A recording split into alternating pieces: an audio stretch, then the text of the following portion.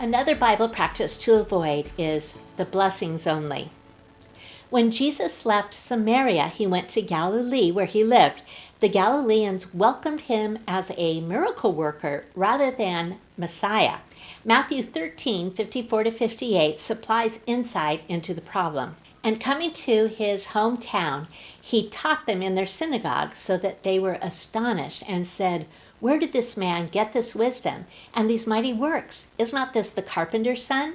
Is not his mother called Mary? And are not his brothers James and Joseph and Simon and Judas? And are not all his sisters with us? Where then did this man get all these things?" And they took offense at him. But Jesus said to them, "A prophet is not without honor except in his hometown and in his own household." And he did not do many mighty works there because of their unbelief. The people welcomed Jesus as a healer, but weren't ready to grant him authority.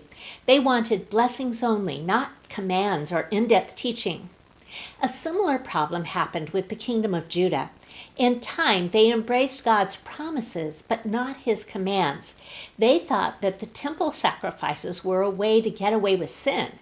Here's what God said in Jeremiah 7:9-11. "Will you steal, murder, commit adultery, swear falsely, make offerings to Baal, and go after other gods that you have not known, and then come and stand before me in this house which is called by my name, and say, 'We are delivered,' only to go on doing all these abominations? Has this house which is called by my name become a den of robbers in your eyes?"